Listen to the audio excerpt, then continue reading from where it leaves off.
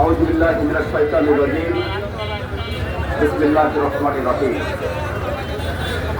ঐতিহাসিক পল্টন দিবসের আলোচনা সভা এবং অনুষ্ঠানে বাংলাদেশ জামাত ইসলামী বাঘারপাড়া উপজেলার পক্ষ থেকে আয়োজিত আজকের এই বিক্ষোভ সমাবেশের সংগ্রামী সভাপতি, সাংবাদিক বন্ধুগণ, আইন শৃঙ্খলায় নিয়োজিত ভাইয়েরা, সংগ্রামী বাঘারপাড়াবাসী, আসসালামু আলাইকুম ওয়া রাহমাতুল্লাহ।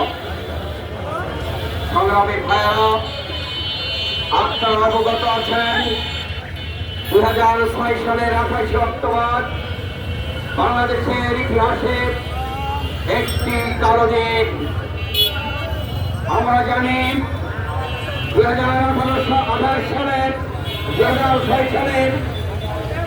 27 অক্টোবর তৎকালীন চার দলীয় জোটের নেতৃত্বে সাবেক প্রধানমন্ত্রী 5 বছর পূর্বে উপলক্ষে সেদিন যে সাংবাদিক সম্মেলনের মাধ্যমে 28 তারিখে ক্ষমতা হস্তান্তরের যে ঘোষণা দিয়েছিল, সেদিন থেকেই আওয়ামী সন্ত্রাসী এবং চট্টগ্রামের নেতৃত্বে 28 তারিখে লগি বৈঠা নিয়ে রাজপথে আসার আহ্বান করেছিল।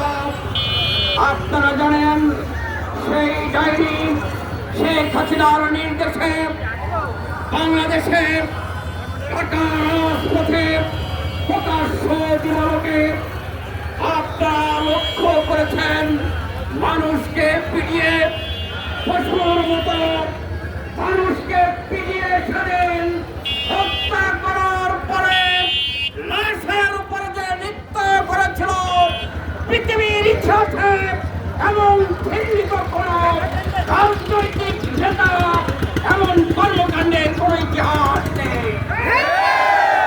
বলতে চাই, সেদিনের এই ঘটনাকে জাতিসংঘ সহ গোটা বিশ্বের মানুষ নিন্দা করেছিল, এই ঘটনার বিচার দাবি করেছিল।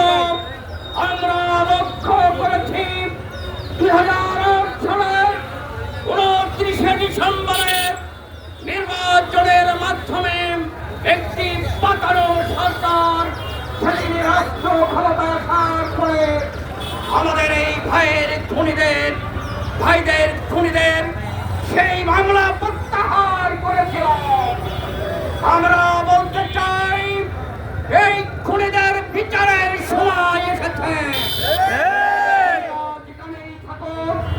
সেখান থেকেই খুঁজে বের করে শেখ হাসিনা সহ তার দোষরের বিচার এখন সময়ের দাবি। বলতে চাই, প্রিয় ভাইয়েরা, 27 থেকে 29 তারিখ পর্যন্ত আমাদের 54 জন ভাইকে হত্যা করা হয়েছিল, হাজার হাজার ভাইদেরকে আহত করা হয়েছিল, পঙ্গু করা হয়েছিল। 28 অক্টোবর বাংলাদেশের জন্য একটি অভিশপ্ত দিন। এই 28 অক্টোবরের মাধ্যমে বাংলাদেশের যে গণতান্ত্রিক ধারা ছিল, সেই ধারা বিপরীতমুখী তারা যাত্রা শুরু করেছিল। 28 অক্টোবরের পর ধরেই এক আন্দোলনের সৃষ্টি হয়েছিল। আপনারা জানেন, বাংলাদেশের মানুষ এই 11 পরে বাংলাদেশের মানুষ আর কখনো নির্বাচনে ভোট দিতে পারে নাই। আজকের আবার 2024 সালের 5 অক্টোবরের 5 আগস্টের যে গণবিপ্লব হলো, এই গণবিপ্লবের মাধ্যমে আবার বাংলাদেশ গণতন্ত্রের পথে তার যাত্রা শুরু করেছে। আমি বলতে চাই, 5 আগস্টের যে গণযাত্রা আমাদের শুরু হয়েছে, আগামী জাতীয় সংসদ নির্বাচনের মাধ্যমে একটি গণতান্ত্রিক সরকার প্রতিষ্ঠার মাধ্যমে বাংলাদেশের গণতন্ত্রবাদ পুনরায় চালিত হবে। বলতে চাই, আমরা যে সময়ে বাংলাদেশের মানুষ একটি গণতান্ত্রিক ধারাকে চালু করার জন্য, একটি নিরপেক্ষ নির্বাচনের জন্য বাংলাদেশের মানুষ দীর্ঘ অপেক্ষার পরে যখন একটি শান্তিপূর্ণ নির্বাচনের স্বপ্ন দেখছে, আমরা লক্ষ্য করেছি সেই নির্বাচন নিয়ে এখন নানাবিধ ষড়যন্ত্র এবং চক্রান্ত শুরু করা হয়েছে। আমরা লক্ষ্য করেছি এখন কোরআনের তালিমের থেকে লোকদেরকে হত্যা করা হচ্ছে, মারধর করা হচ্ছে, মসজিদে প্রোগ্রাম করতে দেওয়া হচ্ছে না, আজকের মহিলাদেরকে প্রোগ্রাম থেকে বাধা দেওয়া হচ্ছে। আমরা সংগ্রামে আমার আমরা অন্তর্বর্তীকালীন সরকারকে বলতে চাই, আপনি যদি লেভেল প্লেইং ফিল্ড যদি তৈরি করতে ব্যর্থ হন, বাংলাদেশের মানুষ আরেকটা 5ই আগস্টের জন্য প্রস্তুতি নিয়ে বসে আছে। বাংলাদেশকে কোন ফাঁসিবাদের হাতে আর ফিরিয়ে যেতে দিতে চায় না।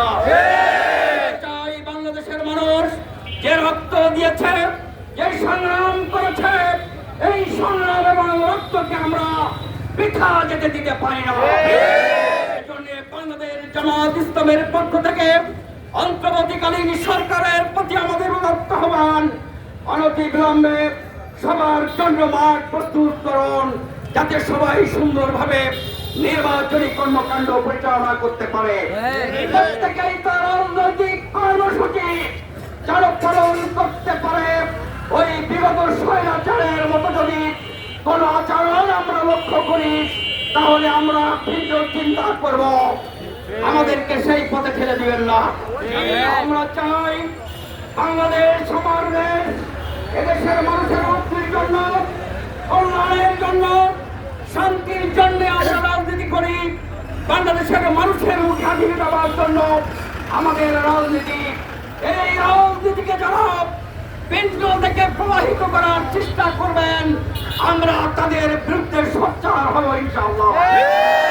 আমি সংগ্রামী বাঘার প্রবাসীকে বলতে চাই, প্রিয় ভাইরা, আমাদের অনেক সংগ্রাম ত্যাগ এবং কুরবানির বিনিময়ে আজকে আমরা এখানে এসেছি। আমাদের এই সংগ্রাম এবং ত্যাগ কুরবানি তখন শেষ হবে যখন বাংলাদেশে একটি ফ্রি এবং ফেয়ার নির্বাচনের মাধ্যমে একটি নব্য সরকার প্রতিষ্ঠিত হবে, যে সরকারের আসার পরে বাংলাদেশের মানুষ আর কাউকে চাঁদাবাদীর হাত থেকে চাঁদাবাদী কেউ করতে পারবে না।